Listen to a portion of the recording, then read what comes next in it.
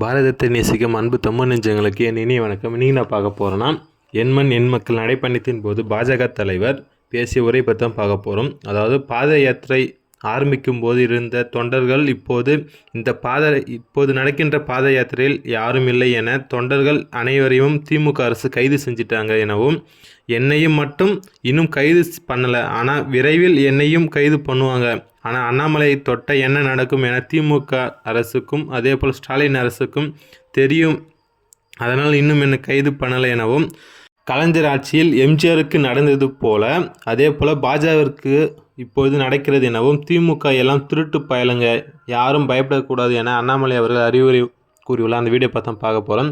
இன்னும் நம்ம சேனலை சப்ஸ்கிரைப் பண்ணலாம், சப்ஸ்கிரைப் பண்ணுங்க, மறக்காம வீடியோக்கு லைக் பண்ணுங்க. வாங்க வீடியோக்குள்ளே போகலாம். முக்கியம். கொடிக்கம்பத்து நட்டு புடி அந்த பெண்ணுடைய தாளிச்ச நேரம் அடுத்துட்டு போனா பரவாயில்ல, நாளைக்கு போய் பிடிச்சிக்கலாம். அதெல்லாம் அவசரம் இல்லையா? கொடிக்கம்பம் இன்னைக்கு நடக்கூடாது. தாளிச்சயிர்ல நாளைக்கு போய் பிடிக்கலாம். அவன் எங்க திருட எங்க ஓட போறான்? உள்ளூருக்குள்ளதான் இருப்பான். இதை போன்ற ஒரு மோசமான ஒரு சர்வாதிகத்தரமான ஆட்சியை நாம் பார்த்தது கிடையாது. இந்த யாத்திரையை பார்த்தீங்கன்னா ஆரம்பிக்கும் போது இருந்தவங்களும் 96வது தொகுதியில் இருக்கவங்களும் வேற. ஏன்னா எல்லாத்தையும் கைது பண்ணியாச்சு. யாத்திரை சூடாக யாத்திரை நன்றாக இருக்க என்னை மட்டும் கைது பண்ணுவது கொஞ்சம் பயம். ஆனா என்னையும் கைது பண்றதுக்கு வருவாங்க. அண்ணாமலை தொட்டா வேற மாதிரி ஆயிரம் அப்படியே பயந்துகிட்டு அப்படியே பண்ணிட்டு இருக்காங்க. நிச்சயமாக சுத்தி இருக்கக்கூடிய எல்லாத்தையும் கைது பண்ண யாத்திரை நடத்தக்கூடாது. ஆனால் நாம் புரிந்து கொள்ள வேண்டும், புரட்சி தலைவர் டாக்டர் எம்ஜிஆர் ஐயா அவர்களுக்கு 1972 74 வரைக்கும் என்ன நடந்துச்சோ அதுதான் இன்னைக்கு பாரதிய ஜனதா கட்சிக்கு நடக்குது என்பதை நாம் புரிந்து கொள்ள வேண்டும். எந்த ஒரு மனிதன் திமுகவை எதிர்த்து தைரியமாக ஒரு கட்சியும் மனிதனும் கேள்வி கேட்கிறாங்களோ, எம்ஜிஆர் ஐயா கேள்வி கேட்டார் 72 74 வரைக்கும். பின்னாடியே வந்தான். எம்ஜிஆர் ஐயா வச்ச கொடிக்கம்பங்களை வெட்டி வீசினான். எனக்கு இன்னைக்கு அதே வேலையை பாரதிய ஜனதா கட்சி செய்யுது. சரியான பாதையிலே பயணித்துக் கொண்டிருக்கின்றோம்.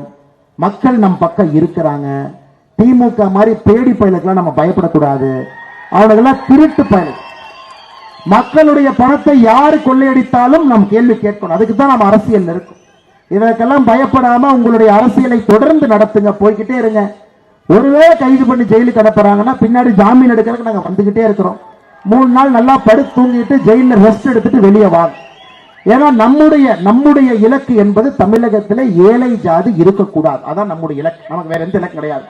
எல்லாரும் நல்லா இருக்கும், எல்லா ஜாதிகள் இருக்கணும். நம்முடைய ஆட்சியில இஸ்லாமியர்கள் சிறப்பா இருக்கணும், கிறிஸ்தவர்கள் சிறப்பா இருக்கணும், இந்துக்களும் சிறப்பா இருக்கணும், எல்லாம் நல்லா இருக்கும்.